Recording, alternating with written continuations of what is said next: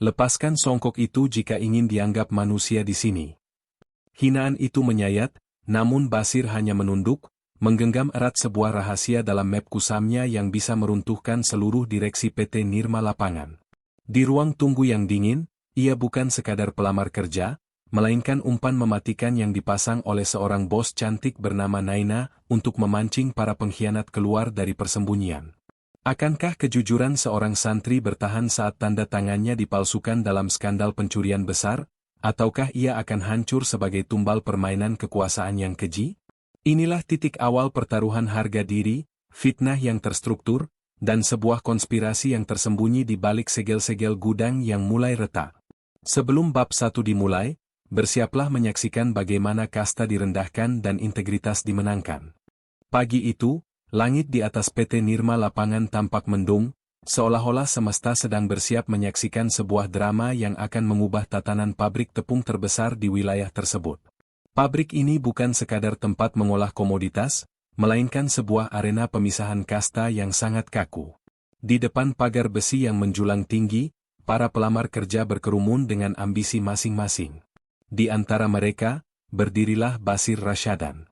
Pemuda ini tampak sangat mencolok bukan karena kemewahannya, melainkan karena kesederhanaannya yang ekstrim. Basir membawa sebuah map plastik murah yang warnanya mulai menguning. Di dalamnya tersimpan ijazah pesantren dan secarik kertas yang nilainya jauh lebih besar dari sekadar dokumen akademis, sebuah catatan pengamatan ilegal. Selama 1 minggu terakhir, Basir tidak pernah benar-benar pulang setelah sholat subuh. Ia berjongkok di balik semak-semak seberang pabrik, mengamati setiap truk yang keluar masuk dengan ketelitian seorang detektif. Ia mencatat plat nomor, jam keberangkatan, dan estimasi beban muatan yang tampak dari ban truk yang amblas. Ia membawa nyali yang ditempa di bawah didikan Kiai yang selalu berpesan, kejujuran adalah mahkota yang paling berat untuk dipakai, namun paling abadi untuk dijaga. Namun, di dalam ruang tunggu yang beralaskan marmer dingin, nyali Basir segera diuji oleh realitas sosial. Di sana duduk Jeff Van, seorang pemuda yang penampilan fisiknya seolah-olah berteriak tentang status kelasnya. Jeff Van mengenakan kemeja merek ternama yang licin tanpa celah, lengkap dengan jam tangan kronograf yang berkilauan setiap kali terkena cahaya lampu neon. Ia menatap Basir dari ujung kaki hingga ujung kepala dengan tatapan yang dipenuhi penghinaan. Baginya, kehadiran orang seperti Basir di kantor administrasi adalah sebuah penghinaan terhadap estetika profesionalisme. Kantor ini butuh efisiensi, bukan doa atau bau kemenyan, sindir Jeff Van dengan nada suara yang cukup keras agar terdengar oleh pelamar lainnya. Tawanya meledak, diikuti oleh Rendika, rekan setianya yang selalu mencari muka. Mereka tidak hanya menghina sepatu kanvas kusam Basir yang ujungnya mulai terbuka, mereka menghina identitasnya sebagai santri. Jeff Van berjalan mendekati Basir, lalu dengan gerakan meremehkan, ia menyentuh songkok hitam Basir. Lepaskan ini jika kamu ingin dianggap manusia yang punya masa depan. Di sini tempat bekerja, bukan tempat mengemis belas kasihan. Basir tidak melawan. Ia hanya menunduk, merasakan denyut nadinya yang berdegup kencang di ujung jari. Di dalam kepalanya, ia mengulang doa-doa ketabahan. Namun, diamnya Basir bukan berarti ia lemah. Di balik tatapannya yang mengarah ke lantai, ia sedang memetakan siapa Jeff Van sebenarnya. Melalui catatan yang ia bawa, ia tahu Jeff Van adalah anak dari salah satu relasi bisnis Pak Arjuno, orang lama di gudang yang memiliki catatan distribusi mencurigakan. Basir sedang menyimpan rahasia berlapis. Sebuah bom, informasi yang ia susun dari pengamatan ilegalnya tentang kebocoran distribusi pabrik selama seminggu terakhir. Tanpa sepengetahuan siapapun di ruangan itu, Naina, sang direktur utama yang dikenal memiliki tangan besi dan hati sedingin es, sedang duduk di ruang monitor.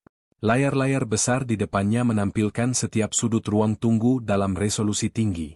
Ia tidak sedang mencari karyawan yang pintar menjilat, ia sedang mencari alat untuk membersihkan borok di perusahaannya sendiri. Saat ia melihat Jeff Van menghina Basir, Naina justru melihat sesuatu yang menarik pada diri si pemuda bersongkok. Ketenangan Basir di tengah badai hinaan adalah bukti dari kontrol emosi yang luar biasa. Naina melihat sebuah integritas yang tidak bisa dibeli dengan gertakan. Ketegangan mencapai puncaknya saat pintu kayu jati ruang direktur terbuka. Naina melangkah keluar dengan wibawa yang membuat seisi ruangan mendadak sunyi senyap. Ia tidak menoleh pada Jeff Van yang sudah berdiri rapi dengan senyum palsunya. Naina justru berjalan lurus ke arah Basir. Langkah kakinya yang beralaskan hak tinggi berdentang ritmis di atas lantai marmer. Saat ia berdiri tepat di depan Basir, bau parfum mawar yang mahal menyeruak. Naina mengambil map plastik Basir, membukanya dengan gerakan yang efisien, lalu membaca catatan tulisan tangan yang terselip di balik ijazah. Matanya berkilat saat melihat deretan angka dan analisis distribusi tersebut. Naina menutup map itu dengan suara yang tegas. Ia menatap mata Basir untuk pertama kalinya, sebuah tatapan yang seolah-olah sedang menguliti jiwa pemuda itu. Jeff Van yang merasa percaya diri, mencoba menyela, "Bu Naina, mungkin ada kesalahan. Orang ini sepertinya salah alamat." Namun, Naina mengangkat tangannya, menghentikan kalimat Jeff Van tanpa perlu menoleh. Suara Naina terdengar tenang namun berwibawa, mengguncang fondasi kepercayaan diri setiap orang di ruangan itu. "Kamu, Basir Rashadan, diterima sebagai kepala operasional gudang. Sekarang juga ikut ke ruangan saya." Dunia Basir berubah dalam hitungan detik. Ia yang tadinya dianggap sampah, kini mendadak menjadi pusat otoritas di salah satu departemen paling vital, gudang. Namun, Basir cukup cerdas untuk tahu bahwa jabatan ini bukanlah hadiah, melainkan sebuah kontrak berbahaya. Di dalam ruang direktur yang kedap suara, Naina tidak memberikan ucapan selamat yang hangat.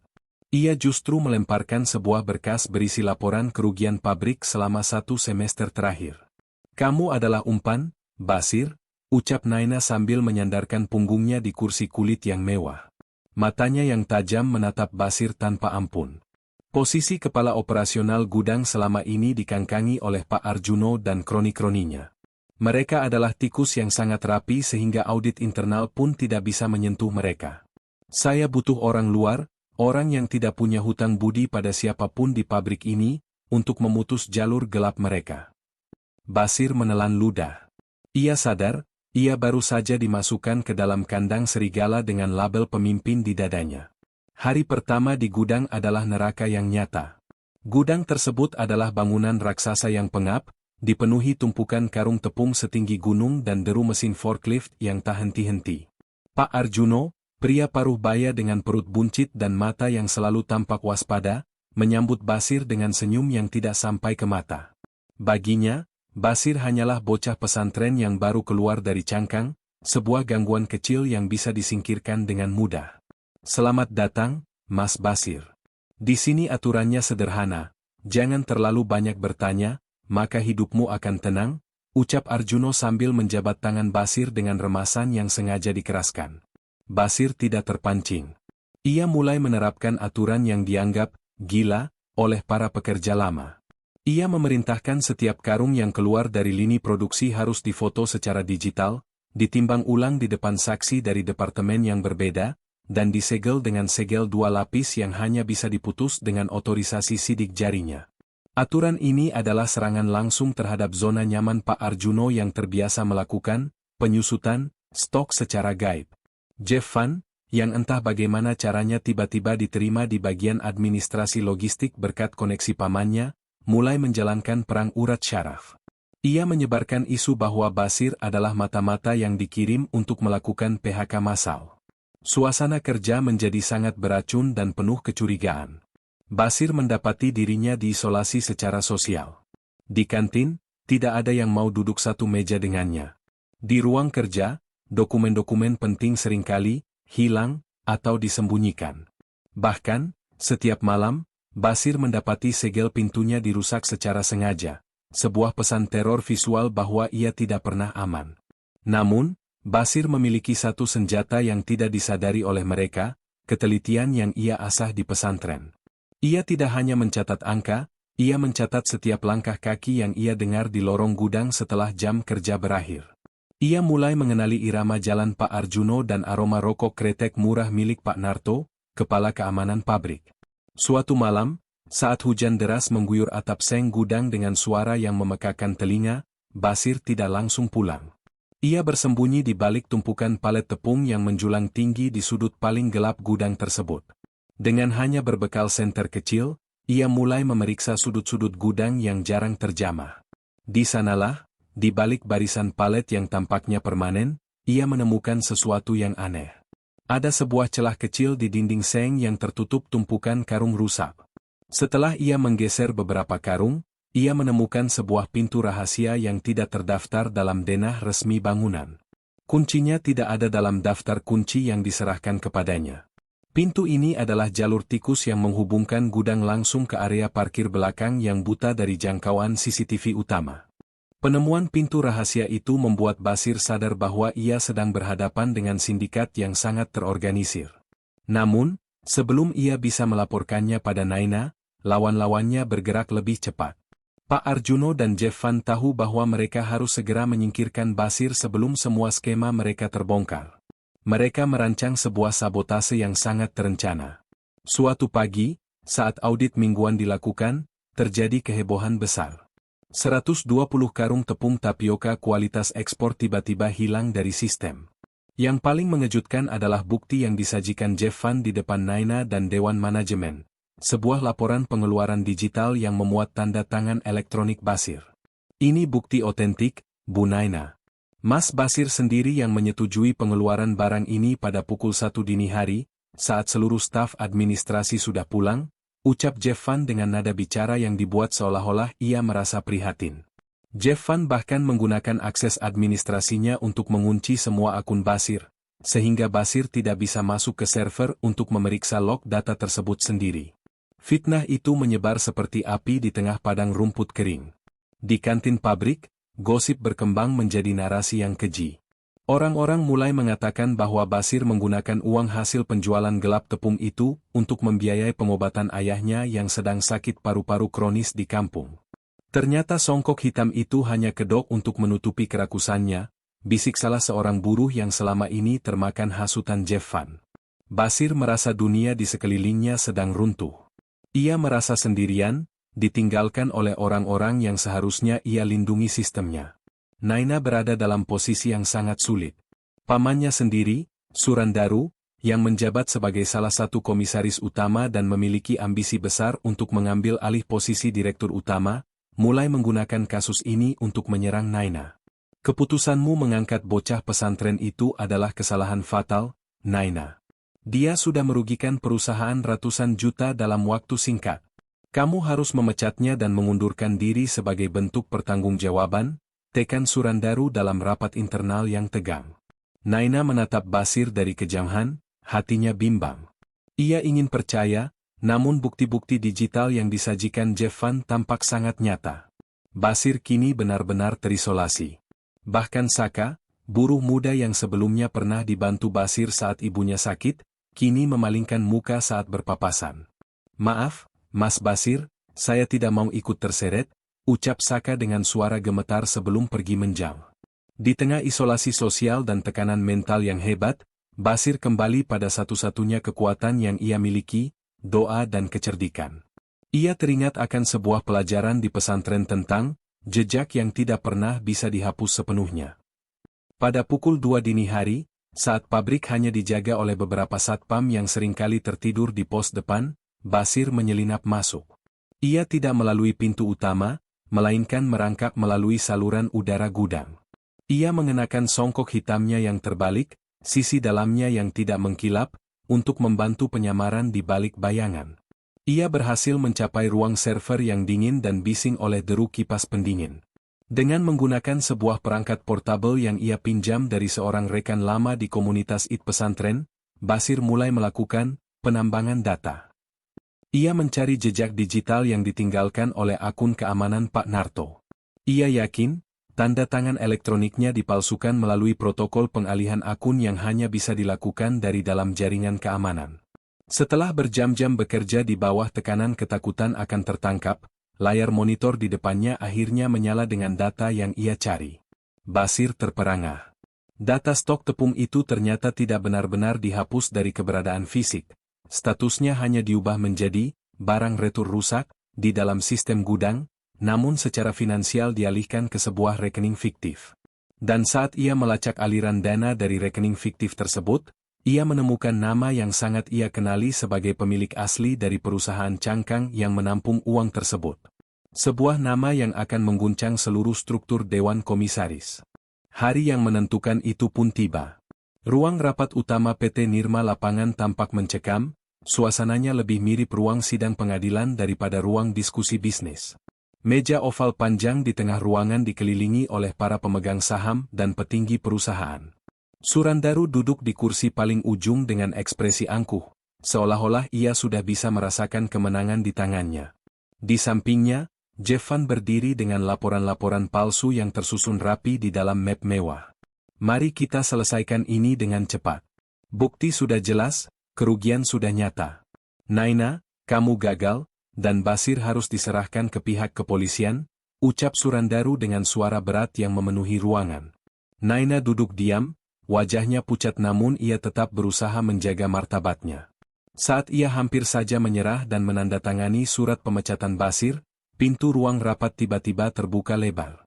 Basir melangkah masuk. Penampilannya jauh dari kata meyakinkan, matanya merah karena kurang tidur, dan bajunya sedikit kusut. Namun, ia membawa sebuah flash disk yang ia genggam seperti sebuah pusaka. Saya datang bukan untuk membela diri dengan kata-kata, tapi dengan data yang tidak bisa berbohong. Suara Basir terdengar lantang dan stabil, memecah kesunyian ruangan. Ia langsung berjalan menuju proyektor tanpa menunggu izin. Jeff Van mencoba menghalangi, kamu tidak punya hak di sini, pencuri. Namun, salah satu komisaris independen yang mulai curiga memerintahkan Jeff Van untuk mundur. Basir mencolokkan flash disknya. Layar besar di dinding mulai menampilkan deretan kode log server dan rekaman CCTV tersembunyi yang ia ambil dari sistem cadangan server yang selama ini dianggap mati oleh Pak Arjuno. Rekaman itu memperlihatkan sebuah pemandangan yang mematikan bagi karir Jeff Van dan Pak Arjuno. Pada pukul 3 pagi, tampak dua orang mengenakan jaket keamanan, yang kemudian diidentifikasi sebagai Pak Narto dan Jeff Van sendiri, sedang memindahkan karung-karung tepung menggunakan troli manual melalui pintu rahasia yang ditemukan Basir.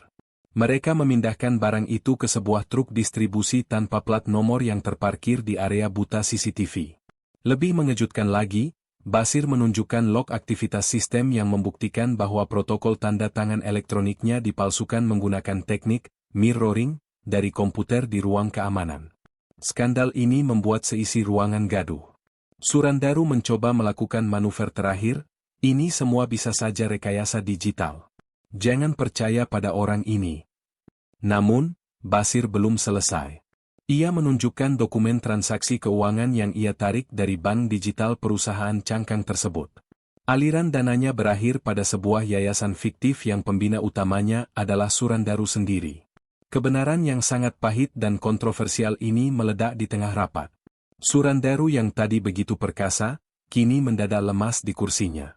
Wajahnya berubah pucat pasi saat melihat para komisaris lain mulai menatapnya dengan pandangan penuh kemarahan dan kejijikan. Tiba-tiba, Pak Narto yang berdiri di pintu ruang rapat sebagai penjaga, merasa bahwa ia akan dikambing hitamkan sendirian. Ia melangkah maju dengan emosi yang meluap-luap. Saya tidak mau masuk penjara sendirian. Pak Surandaru yang memerintahkan saya. Dia bilang ini hanya cara untuk menyingkirkan keponakannya yang tidak becus itu. Dia menjanjikan saya posisi kepala operasional jika rencana ini berhasil. Teriakan Pak Narto menjadi paku terakhir bagi peti mati kekuasaan Surandaru di pabrik tersebut. Pengakuan itu begitu jujur dan kasar sehingga tidak ada lagi ruang untuk bantahan. Setelah drama hebat di ruang rapat tersebut, PT Nirma Lapangan mengalami guncangan hebat yang berujung pada pembersihan besar-besaran. Pihak kepolisian segera turun tangan. Surandaru, Jeff Van, Pak Arjuno, dan Pak Narto diproses secara hukum atas tuduhan penggelapan dalam jabatan, pemalsuan dokumen, dan sabotase industri. Pabrik yang tadinya penuh dengan aura kecurigaan, kini perlahan mulai pulih. Naina melakukan reformasi total, ia menghapus semua kronisme dan menggantinya dengan sistem transparansi yang diawasi langsung oleh tim independen. Basir dipulihkan nama baiknya secara resmi di depan seluruh karyawan pabrik. Namun, ia tetaplah Basir yang dulu. Saat ia kembali aktif bekerja, ia tidak meminta mobil dinas atau kenaikan gaji yang fantastis. Ia tetap mengenakan sepatu kanvas yang sama, Hanya saja kali ini ia mencucinya hingga bersih mengkilap. Para buruh gudang yang dulunya memusuhi Basir, kini menatapnya dengan penuh rasa hormat. Mereka sadar bahwa integritas pemuda bersongkok ini adalah apa yang menyelamatkan pabrik mereka dari kehancuran finansial yang lebih dalam. Hubungan antara Basir dan Naina pun mengalami transformasi yang unik. Tidak ada lagi jarak formalitas yang kaku. Naina mulai sering mengunjungi gudang hanya untuk berdiskusi soal sistem distribusi, atau sekadar membawakan bekal makanan yang ia buat sendiri. Sesuatu yang sangat kontroversial bagi staf kantor yang mengenal Naina sebagai wanita yang tidak pernah mau menyentuh urusan dapur. "Integritasmu membuat saya malu pada diri saya sendiri, Basir," ucap Naina suatu sore saat mereka duduk di kantor gudang yang kini jauh lebih rapi. Beberapa bulan kemudian, sebuah acara sederhana diadakan di sebuah musala kecil yang terletak di pinggiran kota, dekat dengan pesantren tempat Basir dulu menimba ilmu. Tidak ada pesta mewah yang mengundang ribuan tamu. Hanya ada keluarga inti, Kiai Basir, dan para buruh gudang. Di sana, Basir mengucap janji suci untuk menikahi Naina. Pernikahan ini menjadi buah bibir di seluruh kota. Sebuah kisah kontroversial tentang seorang ratu bisnis yang jatuh hati pada integritas seorang santri miskin. Basir memberikan mahar berupa seperangkat alat sholat dan sebuah kitab suci, simbol bahwa pondasi hidup mereka bukanlah harta, melainkan nilai-nilai yang kekal.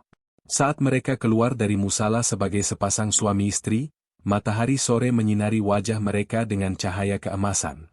Basir tetap mengenakan songkok hitamnya, mahkota beludru yang telah melewati badai fitnah dan hinaan.